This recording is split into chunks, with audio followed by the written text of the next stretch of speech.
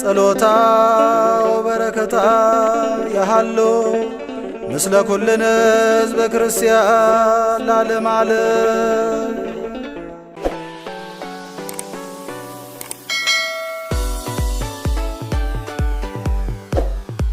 በስመ አብ ወወልድ ወመንፈስ ቅዱስ አሐዱ አምላክ አሜን። ውድ ኢትዮጵያውያን እንኳን ለእመቤታችን ድንግል ማርያም ጾመ ፍልሰታ በሰላም አደረሳችሁ። በዚህ ወቅት እንደ ቅዱሳን አባቶች ሰአሊ ለነ ቅድስት በማለት ለምነን በረከተ ሥጋ በረከተ ነፍስ የምናገኝበት ልዩ ወቅት ነው። በብዙዎቻችን ዘንድ የዚህ ሱባኤ ወቅት የማይረሳ ልዩ ትዝታም አለው። ስለሆነም በተለይ በአሁኑ ጊዜ በቤተ ክርስቲያን የሚታየውን ፈተና ለመቋቋም በርትተን ጸልዩ በእንተ ሰላመ ቤተ ክርስቲያን እንዲል ስለ ቤተ ክርስቲያን ሰላም መጸለይ ይገባናል። ክፉ የተባሉ ቀናት አይቻልም የሚባሉ በአዋጅ ችግሮች በጸሎት ኃይል እንደሚሸነፉ የመጽሐፍ ቅዱስን ምስክርነት ማየት ይበቃል። በዛሬው መርሃ ግብራችንም ጾመ ፍልሰታን በተመለከተ በተለይ የጾመ ፍልሰታ ልዩ ገጽታ ቅድስት ቤተ ክርስቲያን 7 ያህል አጽዋማትን ታጾማለች። ነገር ግን የጾመ ፍልሰታ ልዩ ናት እንዲሉ በዚህ ወቅት ከጾሙ በረከት ለማግኘትና ጾሙን ስንጾም ምን ማድረግ እንዳለብን ወደ እናንተ ልናደርስ ወደድን።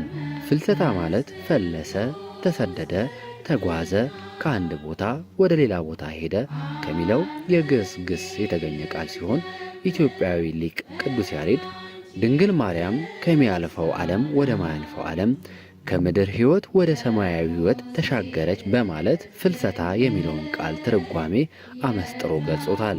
ጾመ ፍልሰታ ከእመቤታችን ድንግል ማርያም የዕረፍት ታሪክ ጋር የተያያዘ ነው። እመቤታችን በዚህ ዓለም 64 ዓመታትን በሕይወተ ሥጋ ከቆየች በኋላ ጌታችን የእናቱን ተድላ ነፍሷን እንጂ ተድላ ሥጋዋን አይወድምና ጥር 21 ቀን በ49 ዓመተ ምህረት አረፈች። ዕረፍቷም እንደ ሌላው ሰው በሕማምና በድካም አይደለም። በገነት እጽዋት መዓዛ ተመስጣ ቅድስት ነፍሷ ከሥጋዋ ተለይታለች። ታሪኩ በነገረ ማርያም እንደተጻፈው ሐዋርያት እመቤታችንን በአጎበር አድርገው አክብረው ወደ ጌቴሴማኒ መካነ መቃብር ይዘዋት ሲሄዱ አይሁድ ለመቀኝነት አያርፉም ነበርና ቀድሞ ልጇን ተነሳ አረገ እያሉ ሲያውኩ ኖረዋል። እርሷ ደግሞ ተነሳች አረገች እያሉ ሊያውኩን ነውና ኑ የማርያም ሥጋን በእሳት እናቃጥለው ብለው በመቀኝነት ተነሱ።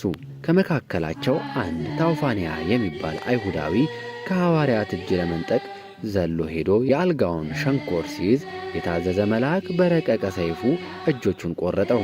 እጆቹም በአልጋው ሸንኮር ላይ ተንጠልጥለው ቀሩ። የምሕረት እናት የሆነችው ድንግል ማርያም ቅዱስ ጴጥሮስ ጸልዮ እጆቹን እንዲመልስለት ነግራው እንደነበረ አድርጎለታል። የእመቤታችን ሥጋዋን መላእክት ከዮሐንስ ወንጌላዊ ጋር በገነት ከዕፀ ሕይወት ስር ወስደው አስቀምጠውታል። ሥጋዋ ያለበትን ሐዋርያው ቅዱስ ዮሐንስ አይቶ እነርሱ ባለማየታቸው እመቤታችን ባረፈች በ6ኛው ወር ከነሐሴ 1 ቀን እስከ 14 ቀን ድረስ ከጾሙ በኋላ በ14ኛው ቀን ሥጋዋን እንደገና ከጌታ ተቀብለው በጌቴሴማኒ ባለው መቃብር ቀብረውታል። ከዚህ በኋላ እንደ ልጇ በ3ኛው ቀን ተነስታ መላእክት እየዘመሩላት ወደ ሰማይ ስታርግ ሐዋርያው ቶማስ ከሀገረ ስብከቱ በደመና ተጭኖ ወደ ኢየሩሳሌም ሲመለስ እርገቷን በማየቱ መላእክት እመቤትህ እርሷ ናት ስገድላት አሉት። እርሱም ወፈቀደ ይደቅ እምደመናሁ ይላል። ከደመናው ሊወድቅ ወደደ። ምክንያቱም ቀድሞ የልጇን ትንሣኤ ዛሬ ደግሞ የእርሷን ትንሣኤ ለማየት ብሎ ነው። እመቤታችንም ትንሣኤን ያየህ አንተ ነህ፣ ሌሎቹ አላዩም ብላ ሐዋርያት ገንዘው የቀበሩበትን የሐር ግምጃ ሰጥታ አጽናንታ ሰደደችው። ቅዱስ ቶማስ ኢየሩሳሌም ሲደርስ የእመቤታችን ነገር እንዴት ሆነ ብሎ ጠየቃቸው። እነርሱም አግኝተው እንደቀበሯት ነገሩት። እርሱም ያየውን ምስጢር በልቡ ይዞ ሞት በጥር ነሐሴ መቃብር ለሰሚውም አያምር ይህ እንዴት ይሆናል ቢላቸው ቅዱስ ጴጥሮስ ድሮም አንተ ተጠራጣሪ ነህ፣ ማን ያርዳ የቀበረ ማን ይናገር የነበረ እንዲሉ ገንዘን የቀበርን እኛ እያለን እንዴት ትጠራጠራለህ ብለው ወደ መቃብሯ ሄደው መቃብሯን ቢከፍቱት ባዶ ሆኖ አገኙት። በዚህ ተደናግጠው ተያዩ። በዚህ ጊዜ ቅዱስ ቶማስ አታምኑኝም ብዬ ነው እንጂ እመቤታችን ተነሳች አረገች፣ ይኸው ምልክቱ ብሎ ገንዘው የቀበሩበትን ሰበን አሳያቸው። እነርሱም አምነው ሰበኗን ለበረከት ተካፈሉት። በዓመቱ ነሐሴ 1 ቀን ሐዋርያት በመንፈሳዊ ቅናት ተነሳስተው ቶማስ ትንሣኤዋን አይቶ እኛ ሳናይ እንዴት ይቀርብናል በማለት ነሐሴ 1 ቀን ሱባኤ ጀምረው በ16ኛው ቀን የሐዋርያትን ሱባኤ ተቀብሎ እመቤታችንን መንበረ ጴጥሮስን ተራዳኢ፣ ካህነ እስጢፋኖስን ሰራኢ ዲያቆን አድርጎ ቀድሶ አቁርቧቸዋል። ከዚህ ጊዜም በኋላ ከነሐሴ 1 እስከ 15 ቀን ጾመ ፍልሰታ ተብሎ ሁሉም የኦርቶዶክስ ተዋሕዶ ሃይማኖት ተከታይ ይጾመዋል። የጾሙና የትንሣኤዋ በረከት ተካፋይ አድርገን አሜን። ውድ የቻናላችን ቤተሰቦች ስለ ጾመ ፍልሰታ ይህን ካልን በጾሙ ምን ማድረግ እንዳለብን፣ የጾም ሥርዓቱስ ምንድነው የሚለውን ቀጥሎ እንመለከታለን። መጽሐፍ ተሳአሎ ለአቡከ ወይነግረከ አባትህን ጠይቅ ይነግርህማል እንዳለ ጾም እንዴት እንደሚጾም አባቶቻችን መጠየቅና የአባቶችን ፈለግ መከተል ያስፈልጋል። ቅዱስ ኤጲፋንዮስ ቤተ ክርስቲያን እናቱ ያልሆነች ሰው እግዚአብሔር አባቱ አይሆነውም በማለት እንደተናገረው ያለ ቤተ ክርስቲያን እግዚአብሔርን፣ ያለ እግዚአብሔር ደግሞ ቤተ ክርስቲያንን ማወቅ አይቻልም። ስለዚህ ዘወትር ወደ ቤተ ክርስቲያን እየሄዱ ቃለ እግዚአብሔርን መማር፣ መጸለይ፣ ሥጋው ደሙን መቀበል መገስገስ ክርስቲያናዊ ግዴታ ነው። ቤተ ክርስቲያን ለክርስቲያን እንዲሉ አበው በጾም ወቅት ደግሞ ይህንን ተግባር ይበልጥ ማሳደግ ይገባል። በጾም ወቅት የሥጋ አለቃ ነፍስ ናት። ነፍስ ፈላጭ፣ ቆራጭ፣ አዛዥ ናት። ሰው መልካም ሥራ ከሠራ በነፍሱ በሥጋው ይቀደሳል፣ ገነትን ይወርሳል። ክፉ ከሠራ ደግሞ በረከተ ሥጋ በረከተ ነፍስን ያጣል፣ ወደ ሲኦል ይወርዳል። ሰው ኃጢአተኛ ነው ሲባል ፈቃደ ሥጋው ሰልጥኖበታል ማለት ነው። ጻድቅ ነው ሲባል ደግሞ ፈቃደ ሥጋውን አሸንፏል ወይም ለፈቃደ ነፍሱ እንዲገዛ አድርጓል ማለት ነው። ስለዚህ ሰው ሲቀደስም ሲረክስም የሚኖረው በፈቃደ ሥጋና ፈቃደ ነፍስ መካከል ባለው የአሸናፊነትና ተሸናፊነት ትግል ነው። ጾም ራስን ዝቅ የማድረግ የጸሎትና የንስሐ ጊዜ እንደሆነ ቅዱሳት መጻሕፍት ይነግሩናል። ስለዚህም ራሳችንን ዝቅ በማድረግ በትሕትና መጾም ይገባናል። ነቢየ እግዚአብሔር ኢሳይያስ በምዕራፍ 58 በቁጥር 5 ላይ እኔ የመረጥኩት ጾም ይህ ነውን? ሰውስ ነፍሱን የሚያዋርደው እንደዚህ ባለ ቀን ነውን? በውኑ ራሱን እንደ አንግጫ ዝቅ ያደርግ ዘንድ ማቅንና አመድንም በበታች ያነጥፍ ዘንድ ነውን? ይላል። አንግጫ ማለት ባሕር ውስጥ የሚበቅል ሳር ነው። በቅዳም ስዑር ካህናት ጌታ ተመረመረ፣ ዲያብሎስ ታሰረ እያሉ ለደስታ መግለጫ የሚሰጡትና ራስ ላይ የሚታሰር ለምለም ሳር ነው አንግጫ በአንዳንድ አካባቢዎች ሲያድግ ራሱን ዝቅ ያደርጋል። እያደገ ሲሄድ ራሱን ይደፋል፣ ዝቅም ያደርጋል። ነቢዩ ኢሳይያስ ራሳችሁን እንደ አንግጫ ዝቅ አድርጉ ማለቱ በጾም ወቅት እንደዚህ ነው የሚጾመው፣ እስከዚህ ሰዓት ድረስ ነው የሚጾመው እያልን ውዳሴ ከንቱን መሻት የለብንም ሲል ነው። ሰው እያወቀ ሲሄድ ራሱን ይደብቃል እንጂ ራሱን ከፍ ከፍ አያደርግም። የጾም ወቅት ትሕትናን ገንዘብ የምናደርግበትና ይበልጥ የምናሳድግበት ወቅት ነው። አንድ ክርስቲያን ፈተናን ችሎ በትዕግስት የሚያሳልፍ እየሰማ የሚተው መሆን አለበት። ነቢዩ ዕዝራም በመጽሐፈ ዕዝራ በምዕራፍ 8 ከቁጥር 21 ላይ በአምላካችን ፊት ራሳችንን እናዋረድ ዘንድ ከእርሱም የቀናውን መንገድ ለእኛና ለልጆቻችን ለንብረታችንም ሁሉ እንለምን ዘንድ በዚያ በአሐዋ ወንዝ አጠገብ ጾም አወጅሁ በማለት ራስን ዝቅ በማድረግ ለአምላክ ፈቃድ መገዛት እንደሚገባ ያስተምረናል። ጾምና ፈተናን ስንመለከት ቤተ ክርስቲያን እየሄድኩ እየጾምኩ እየጸለይኩ እፈተናለሁ ለምንድን ነው የምንል ብዙዎች ነን። ወደ ቤተ ክርስቲያን ስንሄድ ፈተና እየበዛብኝ ነው በማለት ከቤቱ የምንርቅም ጥቂቶች አይደለንም። ብዙ ጊዜ ከመልካም ነገር በስተጀርባ ፈተና አለ። ከጌታችን የምንማረው ሕይወትም ይህንኑ ነው። የማይሾሙት ንጉሥ፣ የማያበድሩት ባለጠጋ፣ ሁሉን የፈጠረ ሁሉን የሚገዛ ጌታችን አምላካችን መድኃኒታችን ኢየሱስ ክርስቶስ ለእኛ ሲል ጾመ፣ ተራበ፣ የሰይጣንን ፈተና ተፈተነ።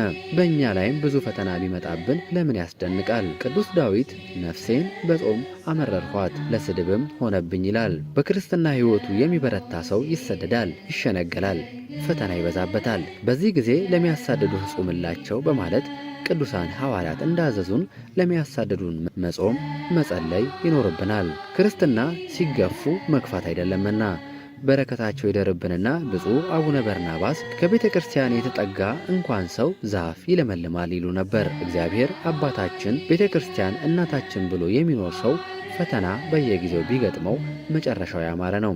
እግዚአብሔርን ተከትሎ የወደቀ የለምና። ኦርቶዶክሳውያን ጾመ ፍልሰታ በአጠቃላይ የእመቤታችን ድንግል ማርያም የሥጋዋን ከመቃብር ወደ ገነት ማድረጉን የሚያመላክት ሲሆን ቅድስት ቤተ ክርስቲያን ምእመናን እንዲጾሙት ከምታዘው አጽዋማት አንዱና ለዓመቱ ደግሞ የመጨረሻው ጾም ነው። ይህ ጾመ ፍልሰታ በሌላ አጠራር ጾመ ማርያም በመባል ይታወቃል። በዚህ ወቅት በብዛት የሚወሳው የሚነገረው ቃለ እግዚአብሔር በአብዛኛው ከእመቤታችን ከቅድስት ድንግል ማርያም ጋር የተያያዘ መዘርዝር በመሆኑና የእርሷ የሥጋዋ ፍልሰት መታሰቢያ በመሆኑ ጾመ ማርያም ተባለ። ነገርን ከስሩ ውሃን ከጥሩ እንዲሉ አበው ኦርቶዶክሳዊት ቤተ ክርስቲያን ይህንን የእመቤታችንን ጾም ለምን እንደምታከብር በዚህ መልኩ ልንገልጽ እንወዳለን። እናታችን ቅድስት ድንግል ማርያም በዚህች የሰው ልጆች መኖሪያ በሆነችዋ ምድር ከእናትና ከአባቷ ማኅፀንና አብራክ ተከፍላ ከተወለደችበት ጊዜ አንስቶ እስከ መጨረሻዋ የእረፍት ዘመን በምድር ላይ 64 ዓመታትን ማለትም ከእናት ከአባቷ ቤት 3 ዓመት ከ7 ወር፣ በቤተ መቅደስ 12 ዓመት፣ በቤተ ዮሴፍ 34 ዓመት ከ3 ወር፣ ከጌታ ዕርገት በኋላ ከወንጌላዊ ዮሐንስ ጋር 14 ዓመት ኖራለች። ከዚህም በኋላ እርሷም የአዳም ዘር ናትና ጥር 21 ቀን አርፋለች። አበው ሞትኪስ ማርያም ይመስል ክብካብ እንዳሉት የእመቤታችን ዕረፍት እንባ መራጨት፣ ጠጉር መንጨት፣ ደረት መድቃት ከፍተን ከዕርገቷ ጊዜ ሲመጣ እንዳለበት የሰው ሞት አልነበረም። ይልቁንም እንደ ሰርግ ቤት መላእክት በውዳሴ በማኅሌት በዝማሬ በምስጋና ወደ ሰማይ ሸኟት እንጂ። ቅዱስ ያሬድም ተለአልተ እምድር ወብህየ ነበረት ዘምስለ ወልዳ በየማነ አብ ወመንፈስ ቅዱስ። እመቤታችን ድንግል ማርያም ከምድር ወደ ሰማይ ከፍ ከፍ አለች፣ በዚያም ከልጇ ጋር በአብና በመንፈስ ቅዱስ ቀኝ ተቀመጠች በማለት ዘምሯል። የእመቤታችን ሥጋዋ ከጌቴሴማኔ ወደ ገነት መፍለሱን አስቀድሞ አባቷ ቅዱስ ዳዊት በትንቢት ሲናገር እግዚኦ ውስተ ዕረፍትከ አንተ ወታቦት መቅደስከ፣ አቤቱ ወደ ዕረፍትህ ተነስ አንተና የመቅደስ ታቦት በማለት ተንብዮአል። በመዝሙር 131 ከቁጥር 8 የእመቤታችን የቅድስት ድንግል ማርያም ዕረፍት ጥር 21 ሲሆን ዕረፍቷና ብዙ መንፈሳዊ ተአምራትና አስደናቂ ምስጢር የተገለጠበት በመሆኑ ሞት በጥር ነሐሴ መቃብር የተባለበትን ምክንያት በዚህ በመነሳት ነው። ነሐሴ 16 ቀን በሆነ ጊዜ የክብር ባለቤት ጌታችን ኢየሱስ ክርስቶስ ሁሉንም ሐዋርያት ወደ ሰማይ አወጣቸው። በታላቅ ክብር በተወደደ ልጇ ቀኝ ተቀምጣ ከሥጋዋ ተዋህዳ ተነስታ እመቤታችንን አዩአት። እጆቿንም ዘርግታ ሐዋርያትንም ባረከቻቸው። በእልልታ በደስታ ወደ ሰማይ አረገች። ሐዋርያትም በልባቸው ደስ አላቸው። እንግዲህ ጾመ ፍልሰታ እንደ ወንዝ ፈሳሽ እንደ እንግዳ ደራሽ የሆነ ታሪክ ሳይሆን ልብን የሚነካ መንፈሳዊ ታሪክ ነው። ለዚህም ነው ነቢዩ ቅዱስ ዳዊት አቤቱ ወደ ዕረፍትህ ተነስ አንተና የመቅደስ ታቦት ያለው። አንተ ያለው ጌታችንን ሲሆን የመቅደስ ታቦት ያለው ጌታ ለዘላለም አድሮባት የኖረባትን እናቱ ድንግል ማርያምን ነው። ጌታ በገዛ ፈቃዱ ሞትን ድል አድርጎ በሦስተኛው ቀን እንደተነሳ እርሷም በልጇ ቸርነት ከ3 ቀን በኋላ ከሞት ተነሳች። ስለዚህም ነው ምእመናን ነሐሴ 1 ቀን የምትገባዋን ጾመ ማርያም ሱባኤ ለመያዝ ሕፃናቱ፣ ተማሪው የክረምት ዕረፍት በመሆኑ ሠራተኛው የዓመት ፈቃዱን ወስዶ ሌሊት በሰዓታት ቀን በትርጓሜና በቅዳሴ የሚያሳልፈው። እግዚአብሔር አብርሃምን የሚባርኩህን እባርካለሁ የሚረግሙህን እረግማለሁ እንዳለው አብርሃም የአብርሃም ዘር የሆነች ድንግል ማርያምን ሁሉ የሚያመሰግን ትውልድ ይባረካል። ለዚህም ነው እመቤታችንም ትውልድ ብፅዕት ይሉኛል በማለት የተናገረችው። ይህ የሱባኤ ወቅትም እመቤታችንን እንደ መልአኩ ቅዱስ ገብርኤል ደስ ይበልሽ ብለን አመስግነን እንደ ቅዱሳን አባቶቻችን ሰአሊ ለነ ቅድስት በማለት ለምነን በረከተ ሥጋ በረከተ ነፍስ የምናገኝበት ልዩ ወቅት ነው። በብዙዎቻችን ዘንድ የዚህ ሱባኤ ወቅት የማይረሳ ልዩ ትዝታም አለው። ስለሆነም በተለይ በአሁኑ ጊዜ በቤተ ክርስቲያን የሚታየውን ፈተና ለመቋቋም በርትተን ጸልዩ በእንተ ሰላመ ቤተ ክርስቲያን እንዲል ስለ ቤተ ክርስቲያን ሰላም መጸለይ ይገባናል። ክፉ የተባሉ ቀናት አይቻለም የሚባሉ በአዋጅ ችግሮች በጸሎት ኃይል እንደሚሸነፉ የመጽሐፍ ቅዱስን ምስክርነት ማየት ይበቃል። የጾመ ፍልሰታ ልዩ ገጽታ ቅድስት ቤተ ክርስቲያን 7 ያህል አጽዋማትን ታጾማለች። ነገር ግን የጾመ ፍልሰታ ልዩ ገጽታን ለማየት ያህል ነው። ከዚህ በፊት በተለየ መልኩ ሙሉ ጊዜ ወይም ቀንም ሆነ ሌሊት ያልተቋረጠ የቤተ ክርስቲያን አገልግሎት ማለትም የአባ ጊዮርጊስ ዘጋስጫ የሰዓታት ድርሰት፣ የቅዱስ ያሬድ ዜማ፣ የቅዱስ ኤፍሬም የውዳሴ ማርያም ትርጓሜ፣ የአባ ሕርያቆስ ቅዳሴ ማርያም በስፋትና በጥልቀት የሚሰማበት ከፍተኛ የመንፈስ እርካታን ይሰጣል። በትምህርት ጊዜ ሲባዝኑ የነበሩ ሕፃናትና ተማሪዎች፣ ወጣት አረጋውያኑ ለመቁረብ ነጠላ ለብሰው በጊዜ ቤተ ክርስቲያን ገብተው ሲያስቀድሱ ማየት፣ የኅብረት ተሰጥኦ ዜማቸውን መስማት አንዱ ልዩ ገጽታ ነው። ጊዜው 2 ሱባኤ ከመሆኑ ጋር ተያይዞ በፍቅር ነው የምትጾም። ከሌሎች አጽዋማት ጊዜ ልዩ የጾመ ማርያም ገጽታ እንግዲህ ምዕመናን በሩቅም በቅርብም ከሀገር ውጭም በውስጥም ያለ ስለ አንድነታችን፣ ስለ ሰላማችን፣ ስለ ሀገራችን እየጸለይን ልዩ መንፈሳዊ በረከት ከእመቤታችን እንድናገኝ ልንተጋ ይገባል። የዛሬውን በዚያ በቃን። ከጾመ ፍልሰታ ረድኤትን በረከትና ቸርነትን እንድናገኝ ሁላችንም ተግተን እንጹም፣ እንጸልይ። አበቃን።